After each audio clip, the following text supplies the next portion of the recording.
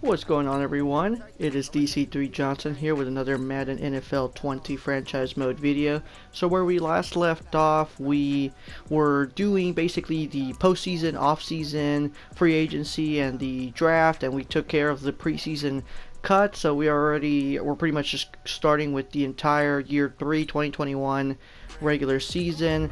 So far, we've been doing good. I mean, last year we had a pretty solid postseason run, so definitely the expectations for this upcoming season are going to be just as high as that, maybe even a little further, considering that we kind of had a really solid draft class, and our guys are slowly developing right now. I think we have two wide receivers battling for that first position, and we have a very good start, 4-0, which ends up gaining us 100 points in legacy. For those of you that are like interested in getting those trophies and stuff like that, those legacy points are obviously what would give you those trophies basically. And I know technically the fastest way to do it, if you're just interested in just getting the trophies very quickly and not really focusing on developing it, you could just sim 10 years, and you basically turn off the salary cap and a couple other things. Well, actually, just I think with the salary cap, you should just be able to do it sim 10 years. It'll take a while for it to sim everything, but you should get all the trophies in one go. Right now, James Daniels, the guy we got from the Bears year 1, his contract was coming up, and he wanted a 2-3 year deal. We end up getting him for 6 years, which should cover a really good portion of his prime, and it will allow us to basically save payroll for the other big contracts, because we're gonna have Christian Kirk, Isabella, and then Kyler Murray, CD Lamb. So we're gonna need that money right there to do that. Right now, I'm using our Coach XP to really pump our training boost. So that way our young guys can really take full advantage and get as much XP as they possibly can. And already our first injury, which I'm completely shocked. I really can't believe that they're gonna be gone for 41 weeks. Like there's like only 18 weeks in the whole season, so, and he has a very big contract. So right now the first move we do is we get rid of one of our defensive tackles to get a cornerback or center. I forget if it's corner or center back. I do apologize about that, guys. But just because he was our top guy, so we need to really make sure our defense is looking pretty good. And we did what we could. We didn't get like the best pick. I think we got like a 77 overall, which at the end of the day, we take what we can get basically. And that's basically what we're gonna go ahead and do for right now. Hopefully that doesn't hurt us too much. Taron Johnson. So yeah, 76 overall. Right now, let's get Christian Kirk's contract first out of the way. That's the one that really is the most important to me. So he wants a 3-year deal for about 4.6 million. Let's go ahead and throw a couple more. Let's do 5.3. Probably the signing bonus. Let's do 245. Let's make it. Let's do 5 and 5.4. See what he does. Okay, perfect. Yeah. So he goes for it. Okay, so that pretty much takes care of Christian Kirk. Let's see. Taron Johnson. Yeah, let's do 3 years. See what happens. Okay, perfect. Okay, so we were able to re-sign him. That pretty much takes care of him. The other contracts I'm not really too focused on right now. Remember that once they hit like 30, 29, 30, 31, they sometimes decline very heavily. So I would always like to hold off on signing contracts until basically the Super Bowl week, which is like, I guess, like the final opportunity to re-sign someone.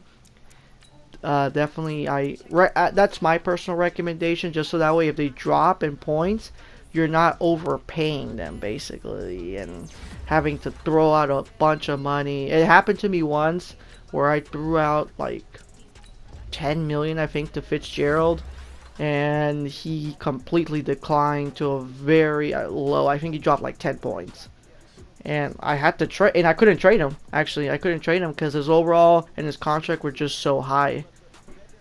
And right now, Christian Kirk came to talk to us about morale. So we got him a nice boost. Isabella went up to a 78. So nice for our third option to really develop. And look, KJ Hill.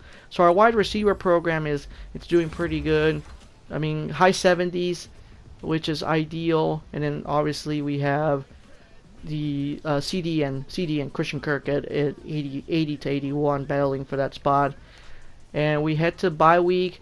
I don't think we're going to do any moves for the trade deadline. I think we're going to keep the team as is.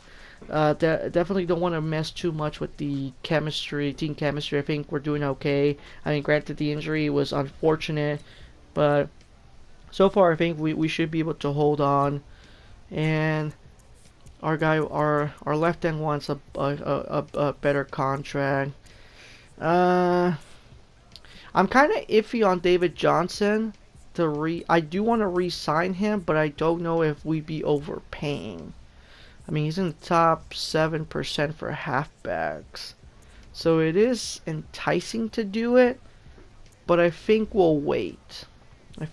So then we take care of training. Since his morale's up, he went up to an 82 overall. Byron went up to a 79, and our left tackle up to 77, which I think he has a hidden potential. So the one thing I do recommend is if you guys have guys with hidden potentials, keep adding those to the special training section, because that way it helps their XP develop a lot faster. And you could potentially, because sometimes they're busts, like they go to they have a normal trait or a superstar trait. You can upgrade their trait by focusing on their training, because they feel that morale is very important in Madden. That's definitely one thing I did notice the first few times I simulated some seasons. And upgrade, looks like we had a slower week with just one guy having the enough XP to upgrade.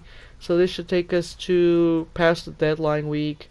And we do get the nice win over the Seahawks, which is great, considering that's a divisional game. Don't want to drop those, unfortunately. Kyler Murray. So we did change our offensive scheme, so now the recommendation is a lot lower. That's why I always recommend to double check manually, because if you leave it to auto upgrade, they'll go with the highest the highest trait, which may not always be the best for your scheme fit, like when you change your game plan. So I would always recommend that, at least with the guys that are like your quarterback and your wide receivers.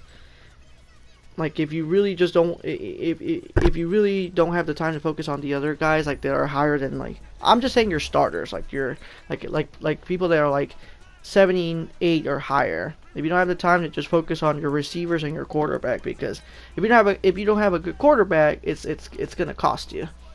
And we just lost another guy on offense for 7 weeks. KJ Hill, our third or fourth option on the rotation.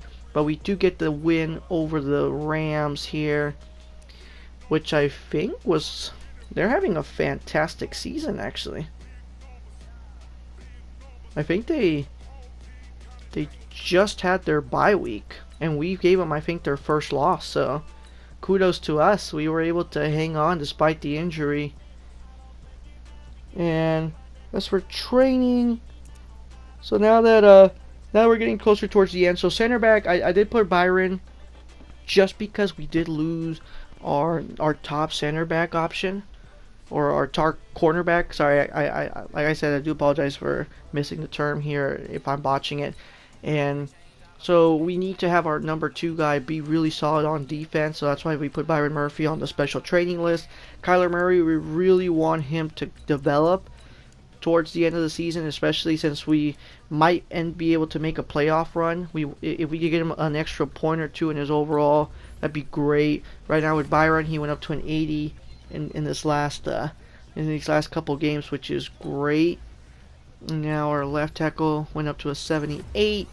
So we're doing okay. We're not fully the greatest team out there, but we're doing pretty good. And we lost our backup halfback for 5 weeks. So David, listen, it's all up to you, bro. It's all up to you. I have total faith, and we're facing the Texans. Ooh, I wonder if DeAndre Hopkins is still on that team. But it doesn't matter. We end up getting the win anyway. And for scouting, we're going to focus on our wide receivers just in case. That way we really develop this program. Have pretty much everyone be a threat for these guys. And we get the win over the Lions. And so far, it's going to be a tight one, guys. It's going to be a tight one. I think right now we'll double check in a second, but for scouting, let's focus on strong safeties here. But yeah, so see guys, look at the standings. The Rams are 12-3. The Seahawks actually clinched the spot.